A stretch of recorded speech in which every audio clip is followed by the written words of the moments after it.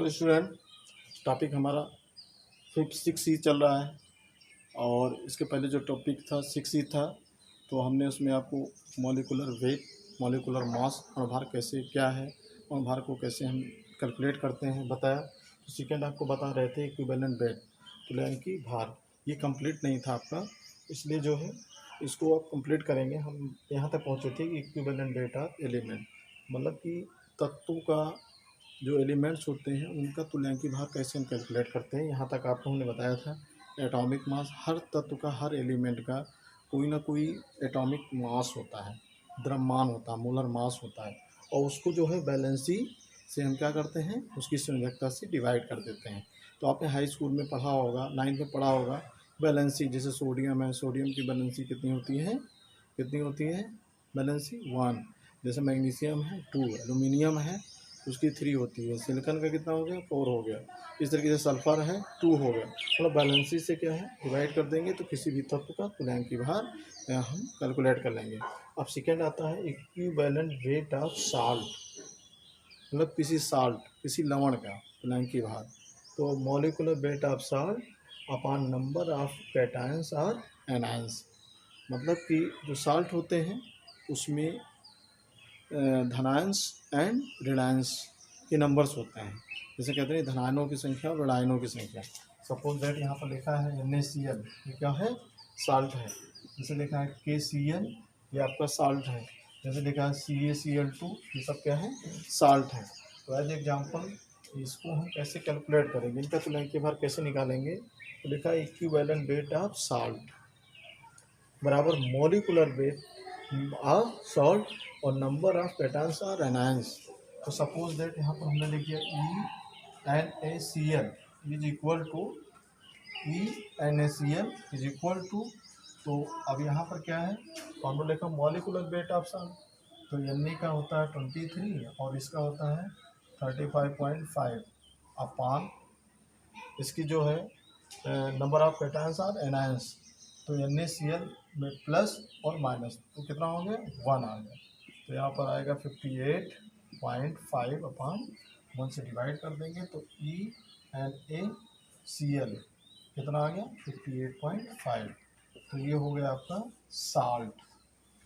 लवण का तुल्यांकी भार हम कैसे कैलकुलेट करते हैं आपके सामने है। नेक्स्ट आता है सेकेंड।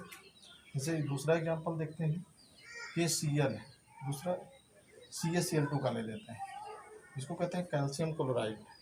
अब कैल्शियम क्लोराइड कैसे हम जानेंगे, तो Ca प्लस इसकी 2 होती है और 2Cl माइनस। तो यहाँ से हमको ये पता चल गया इसकी जो है कैटायंस और एनायंस की संख्या कितनी है, 2 है।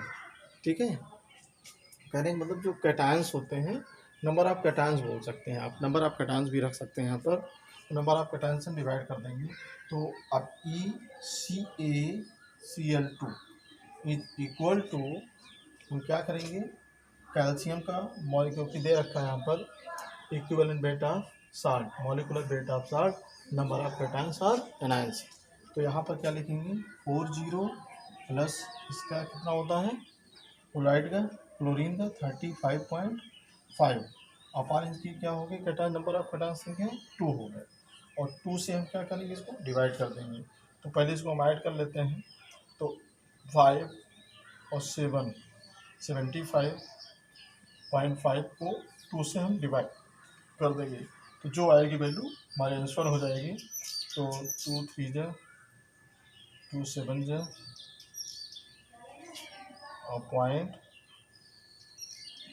0.5, ये आपका क्या हो गया, ECaCl2 कैल्शियम क्लोराइड का तुल्यांकी भार हो गया 37.75, 2 से डिवाइड कर दिया। अब थर्ड आता है, थर्ड की बात करते हैं। तो थर्ड आपका आएगा, लिखा है equivalent weight of acid. Equivalent weight of acid मतलब एसिड का, यहाँ लिखा E, कैसे हम कैलकुलेट करेंगे, equivalent weight of acid, molecular weight of acid upon basicity of acid. तो जैसे एसिड हम कुछ लेते हैं, जैसे हो गया H2SO4, जैसे हो गया HCl, जैसे हो गया HNO3, तो कैसे इनका निकालेंगे, तो यहाँ पर हम क्या करेंगे, एक एसिड हो गया तो ई मतलब हो गया तुल्यांकी भार, यहाँ रख देंगे H2SO4 इज इक्वल टू, और H का मोलर मास 1, 2 से मल्टीप्लाई कर देंगे। सल्फर का होता है 32 और प्लस ऑक्सीजन का 6 होता है 16, और इंटू 4 से मल्टीप्लाई।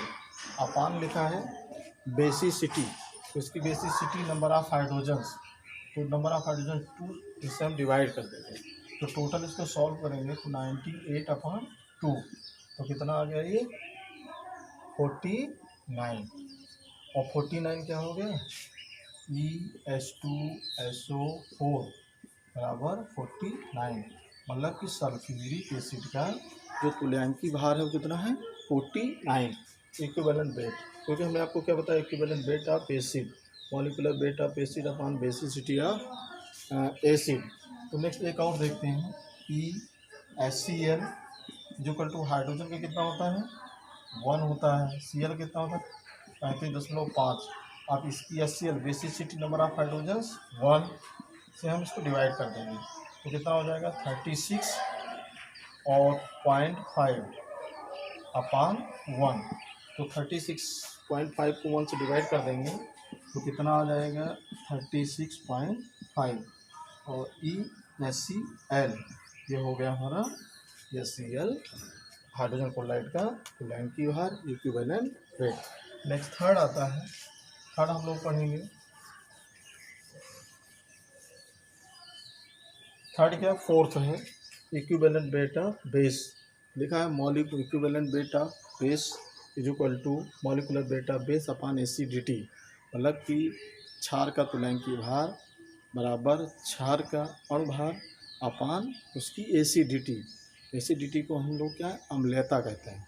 तो देखते हैं कुछ यहाँ एग्जाम्पल के रूप में कुछ हम बेस को लिखते हैं, जैसे NaOH, जैसे KOH, जैसे आपका हो गया CaOH का 4 ट्वाइस, ऐसे ये सब क्या है बेस है, क्षार हैं। इनके कैसे हम कैलकुलेट करेंगे, तो यहाँ पर क्या लिख लेंगे ई मतलब इक्विवेलेंट वेट तुल्यांकी भार, NaOH is equal to Na का मोलर द्रव्यमान कितना होता है 23 + 16 + 1।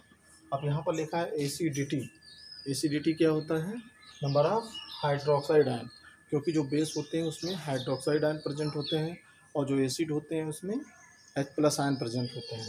तो नंबर ऑफ हाइड्रोक्साइड आयन को यहाँ पर रखेंगे, और हाइड्रोक्साइड जो आयन होते हैं नंबर ऑफ हाइड्रोक्साइड आयन वो क्या होते हैं बेस की एसिडिटी होते हैं। तो 1 यहाँ पर रख देंगे, इसको सॉल्व करेंगे तो 40 आ गया, 1 से डिवाइड करेंगे तो ENaOH बराबर 40, तो ये कैलकुलेट हो गया। एक और आपको बता देते हैं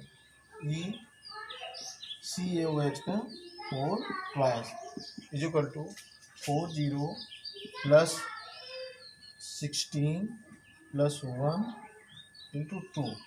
अब देखो calcium hydroxide number of hydroxide से कितने हैं 2 हैं, तो 2 से डिवाइड कर देंगे तो 40 + 17 हो गया, 6 × 17 और 2 × 34 अपान 2, इसको डिवाइड करेंगे तो 74/2, तो कैलकुलेट करेंगे 2 3 × 6, तो कितना है ECaOH का 4 ट्वाइस बराबर 37, मतलब कि कैल्शियम हाइड्रोक्साइड का जो तुल्यांकी भार है इक्विवेलेंट वेट 37। ऐसे क्या है ये फार्मूला आप लोग याद कर लीजिए। इस फार्मूले के आधार पे आप किसी भी कंपाउंड का, किसी भी एलिमेंट्स का, किसी भी साल्ट का, किसी भी बेस का, किसी भी आप एसिड का तुल्यांकी भार कैलकुलेट कर सकते हैं।